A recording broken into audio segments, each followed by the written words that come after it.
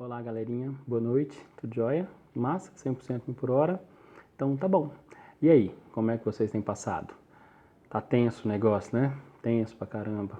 Mas vai passar. Vai dar tudo certo, né? Enquanto isso, nós vamos aqui com nossas videoaulas. Colocando a casa em ordem igual eu costumo fazer. Estamos falando aqui, senhores, há um certo tempo, sobre as grandes navegações, né? Falamos lá sobre as grandes navegações, as características dessas grandes navegações, o mercantilismo, qual que era a ideia das grandes navegações.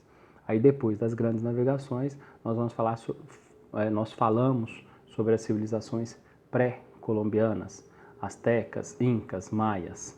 Depois das civilizações pré-colombianas e as suas características, nós falamos sobre a colonização espanhola da América, os espanhóis na América, as características dessa colonização desses espanhóis, certo?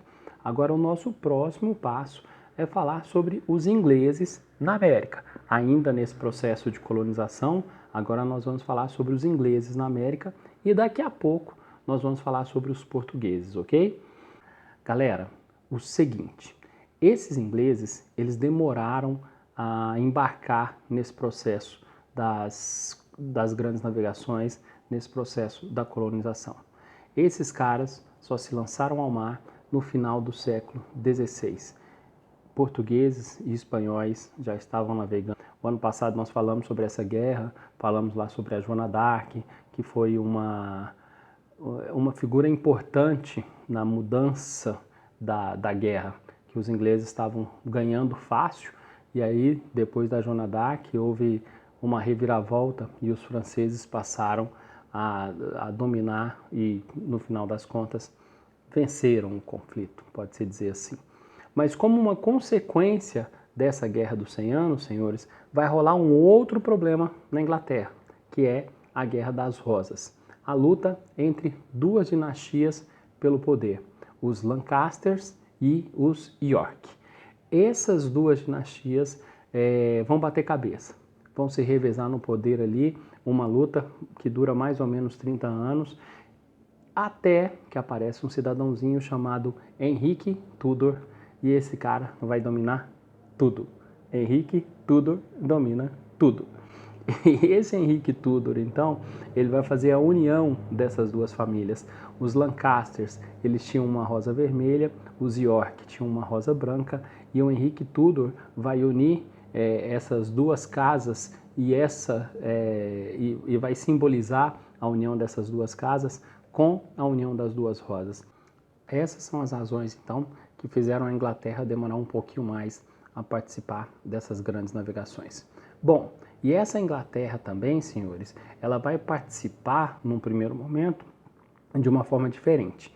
Nós temos uma rainha chamada Elizabeth I, que é conhecida como a Rainha Virgem. Entrou para a história como a Rainha Virgem. Não interessa, né, se a rainha era virgem ou não. Alguns vão dizer que era, outros vão dizer que não. Existia um bochicho ali sobre essa questão da virgindade. E o fato é que ela não teve filhos, nunca casou e nunca teve filhos. Aí o apelido pegou. Mas o que é interessante é que essa rainha virgem, quando os ingleses fundarem a primeira colônia na América do Norte, eles vão batizar essa colônia de Virgínia, justamente em homenagem à rainha virgem, que foi a rainha que começou todo esse processo.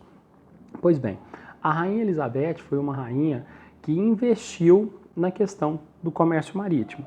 Essa rainha investiu na produção naval. Além disso, ela tinha uma outra prática que não era muito, vamos dizer, aos olhos de hoje, essa outra prática não seria muito aceitável. A rainha Elizabeth, ela financiava os corsários. Corsários e piratas são muito semelhantes. Qual que é a diferença entre um corsário e um pirata? O corsário, ele é legalizado. Ele tem um documento chamado Carta de Corso. Então, a coroa confere a ele o direito de fazer pirataria. Ele é um pirata oficial, autorizado pela coroa, enquanto que o pirata propriamente dito, esse cara não é autorizado pela coroa. E essa rainha, então, ela incentivava esses corsários, incentivava essa pirataria, e essa pirataria tinha como grande objetivo roubar os espanhóis, principalmente os espanhóis que estavam ganhando uma grana preta com a exploração da América. Então, existiam embarcações que transportavam metais preciosos e que enchiam os olhos desses corsários. Para você entender melhor como que funciona a ação desses corsários, como eu costumo fazer dentro de sala de aula, tem um videozinho aí para você assistir. Está editado, mais ou menos uns 3 minutinhos, vai falar sobre a ação dos corsários. Acompanha aí, ó. Humanidade, a história de todos nós. Em 1579, no Oceano Pacífico ao largo da costa da América do Sul, um navio levava a cabo uma missão que lançaria uma nova era para a pirataria. Pequeno, rápido e armado com 18 canhões. Tinha ao leme o inglês Francis Drake, filho de um fazendeiro navegador destemido e o mais bem-sucedido pirata da história. Em sua mira, um galeão espanhol carregado com um metal tão valioso que mudaria o mundo. Drake tinha uma parceira secreta para seus crimes de pirataria, a rainha inglesa Elizabeth I. Drake recebia ordens assinadas pela coroa britânica, o que significava que ele podia perseguir navios espanhóis. O que ele fazia era pirataria. Ele já tinha saqueado 70 navios espanhóis. O rei da Espanha pôs sua cabeça a prêmio. Número 1. 10 milhões de dólares de hoje. Fogo! Morto ou vivo. O navio espanhol chamado Cacafuego se dirigia para a costa do Panamá com a carga mais valiosa já vista nos mares. Em seus porões, 26 toneladas de prata das Américas, no valor de 30 milhões de dólares de hoje. Nada funciona melhor do que enganar. Se você puder fazer o inesperado, se você puder enganar seu inimigo para que ele pense que você vai fazer outra coisa, você vai ganhar uma vantagem na batalha. Seu plano era um ataque cirúrgico feito de perto para derrubar o mastro principal do galeão espanhol. Preparar!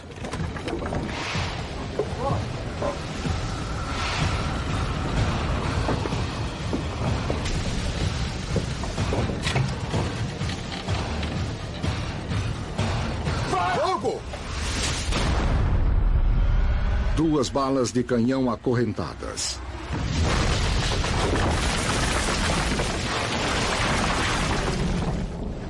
Quebraram o mastro.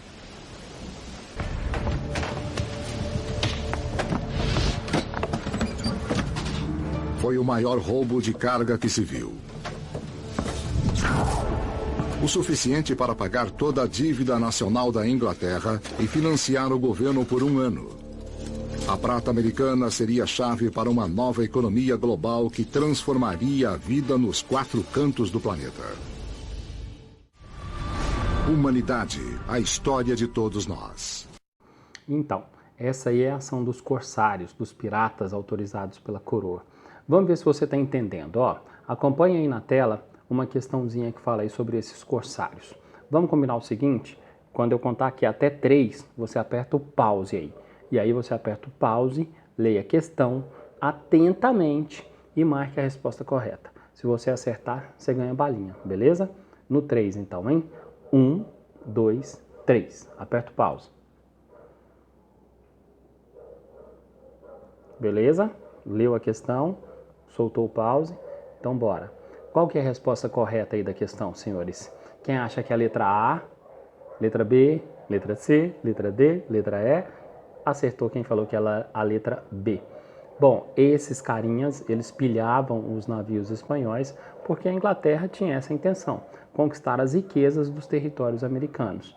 Era essa a intenção da coroa, participar desse rico comércio que ela estava meio excluída. Continuando, vou mostrar para vocês aqui um mapa. Um mapa que vai te dar uma ideia de como foi a colonização da América do Norte. No primeiro mapa, você está aí vendo, é a América do Norte antes da chegada dos europeus, as tribos nativas e como elas estavam organizadas aí no continente. No segundo mapa, você está percebendo a América do Norte depois da chegada desses colonizadores, desses conquistadores. Então esses caras lotearam praticamente toda a América do Norte, dividiram essa América entre eles e eram rivais no controle desses territórios. Muitas vezes rolava briga aí no domínio desses territórios. Agora, é interessante a gente pensar o seguinte, tal qual aconteceu aqui na América Central e na América do Sul, esses nativos da América do Norte também sofreram pra caramba na mão desses conquistadores. Muitos nativos morreram por duas razões principais. A luta contra os colonizadores, contra os conquistadores, né? Esses índios não queriam se submeter ao domínio desses caras. E a segunda grande razão é a questão das doenças que eu já frisei com vocês. Esses europeus traziam uma arma secreta, que eram as doenças que os nativos não tinham como se proteger. Esses nativos não tinham defesas no organismo e essas doenças, então, mataram muitos nativos. Não é diferente do que a gente já falou até agora, né? Isso aconteceu em toda a América, do Norte, Central e América do Sul. Agora vamos ao processo de ocupação da América do Norte propriamente dito. Num primeiro momento, nós temos um carinha chamado Walter Raleigh. Esse carinha ele vai fazer um pacto com a coroa. A coroa vai chegar para ele e vai oferecer a possibilidade dele colonizar, dele povoar a América do Norte, criar colônias na América do Norte e lucrar com essas colônias. Só que a coroa fala mais ou menos o seguinte, ó, é por sua conta e risco, vai lá, iniciativa privada. Se você conseguir alguma coisa, você fica com parte dos lucros e o resto fica aqui com a gente. E esse Walter Raleigh, então, parte nessa empreitada. Estou chamando a atenção para essa questão de que a coroa não participou tanto desse processo, ela teve esse processo de colonização da América do Norte, teve uma ativa participação dos burgueses, porque isso vai fazer toda a diferença lá no final dessa história, quando a América do Norte vai se tornar independente.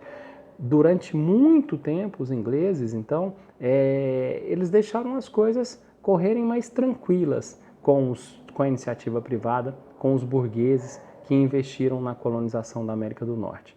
É diferente, né, quando a gente compara com a América Central, com a dominação espanhola e a dominação portuguesa. Por que que é diferente?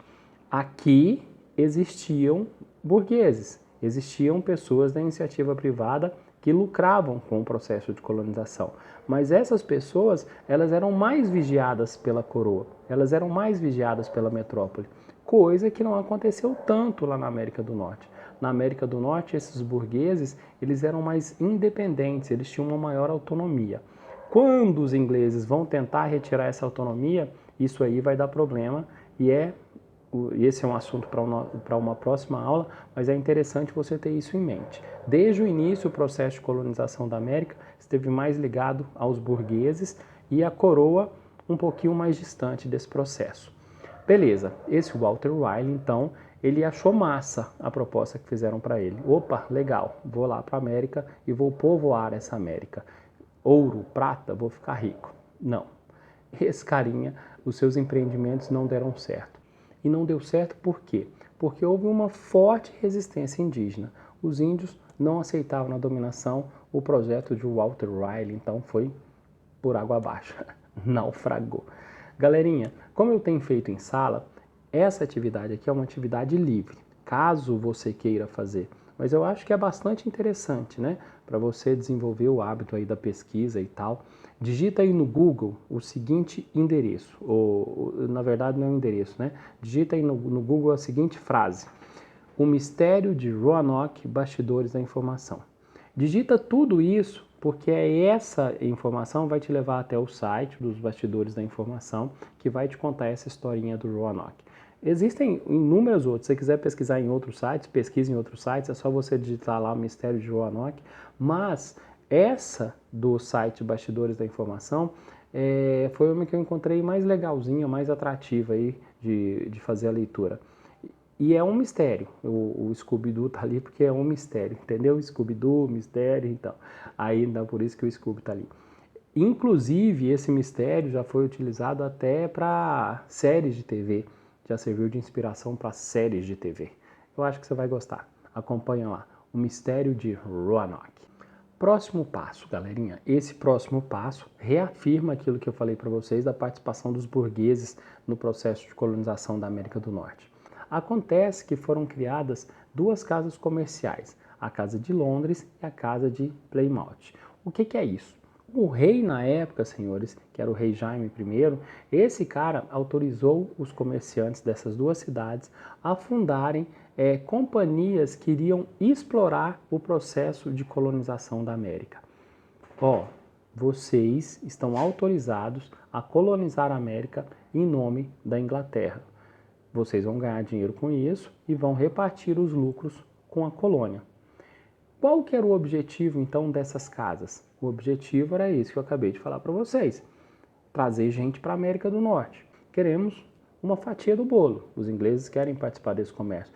Nós falamos sobre os espanhóis, eu acho que vocês lembram bem.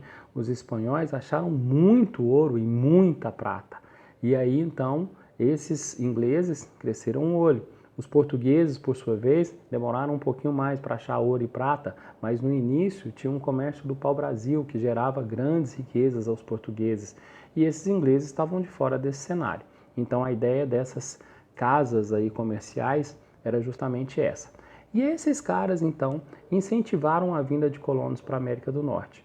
E foi nesse processo que lá no ano de 1607 vai se fundar a primeira colônia que deu certo na América, que é a colônia da Virgínia, aquela que eu comentei com vocês, que foi fundada e recebeu esse nome em homenagem à rainha Virgem.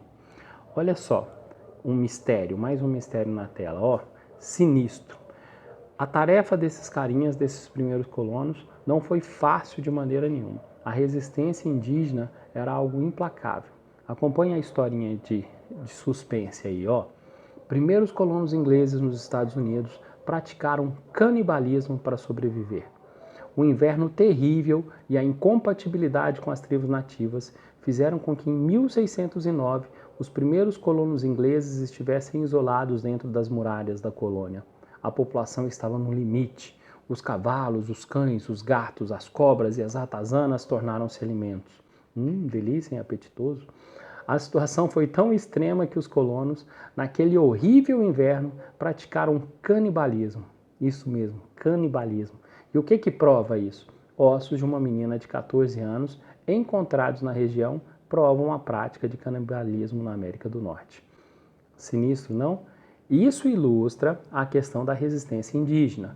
Claro, depois esses ingleses vão vencer essa resistência indígena e esses índios serão dizimados. Mas num primeiro momento, esses índios vão enfrentar e vão bater de frente com esses ingleses. Então é isso, senhores.